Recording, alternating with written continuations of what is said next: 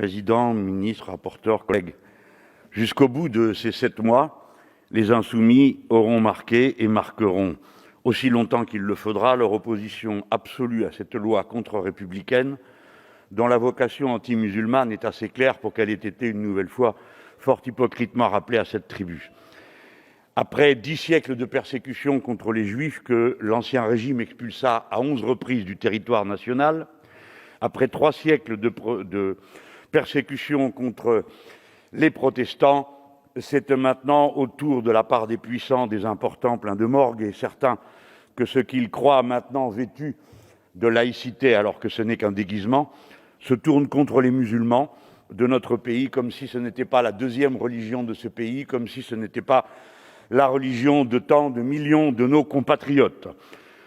Cette loi a inventé un concept, le séparatisme, concept creux et fumeux qui n'a aucune signification, sans toucher une seule seconde au véritable séparatisme que représente l'existence de lois qui s'appliquent différemment, comme par exemple en Alsace-Moselle avec le Concordat, comme par exemple avec le statut de Charles X en Guyane, sans que vous y ayez strictement rien changé. Et même, vous en avez donné, vous, gouvernement, la version la plus violente, en décidant, par exemple, de montrer du doigt la maire de Strasbourg, qui prétendait étendre, et qui l'a fait, au culte musulman les privilèges des autres religions. Et nous condamnons d'une manière générale les privilèges. Mais vous avez montré là que c'était bien l'islam qui était visé par vous.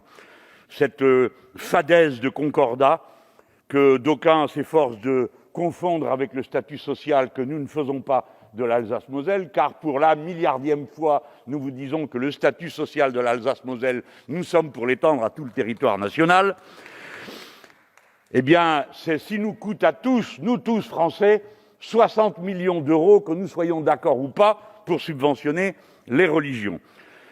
Loi anti-républicaine et surtout loi hypocrite. Comment imaginer qu'alors même qu'on aura dénoncé ici tant de fois et de manière aussi vulgaire la pratique de la religion musulmane, on aura vu le président de la République, qui n'a déjà pas récusé le statut de chanoine de Latran, qui veut dire curé d'honneur de la paroisse du pape, se rendre à Lourdes et usurper d'une manière qui insupporte les catholiques eux-mêmes les rites et les croyances de la foi catholique.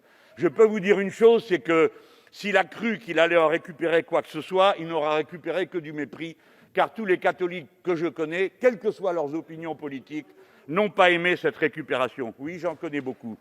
Monsieur, ne ricanez pas, et jusque dans ma famille. Donc, s'il vous plaît, un peu de respect. D'accord ? Oui, gardez pour vous, rapporteur, vos assertions. Le président Mélenchon. Ah président, quand même. Tout à fait, on vous écoute, quand monsieur même. le président. Oui, d'accord. Et ensuite, parce que vous n'avez pas trouvé un mot.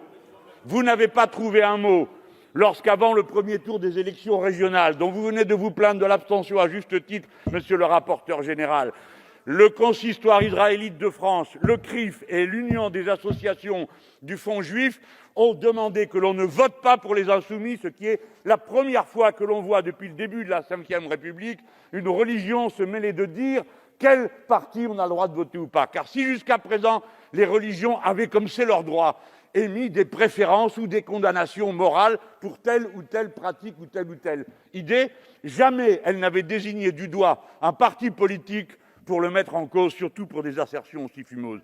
Vous n'avez rien dit, vous êtes complice, et la vérité, la voilà. 50% de plus d'actes anti-musulmans pendant l'année 2020. 50% de plus, et cette statistique, c'est le ministère de l'Intérieur qui l'établit, pas les organisations communautaires. C'est la raison pour laquelle je rappelle ici que jamais les Insoumis ne participeront à une célébration religieuse, et jamais les Insoumis ne désarmeront dans la défense sacrée du droit des musulmans à vivre en paix dans ce pays et à être respectés. C'est la raison pour laquelle je veux saluer le sang-froid des organisations cultuelles et culturelles musulmanes qui, en dépit de toutes ces provocations, se sont comportées avec une absolue dignité. Pendant qu'ici, on leur imputait une polygamie qui est déjà interdite dans le code pénal, on a discuté de l'interdiction des certificats de virginité qui sont déjà condamnés. On a instauré un engagement républicain grotesque qui ne sert à rien puisque de toute façon, il est interdit de porter à la forme républicaine du gouvernement et de l'État par l'article 89 de la Constitution. Voilà. Par contre, on aura entendu pendant des heures ici discuter de l'interdiction du voile pour les accompagnatrices de sortie scolaire, cette disposition est déjà parfaitement claire. On aura parlé de l'interdiction du burkini en pleine pandémie. On aura discuté de l'interdiction des drapeaux étrangers dans les mariages et même d'y interdire les you-you, que j'insiste, pour que l'on continue à faire pendant les mariages, car c'est un signe de joie. Merci aux musulmans d'avoir résisté à la tentation de la réplique. À bas votre loi!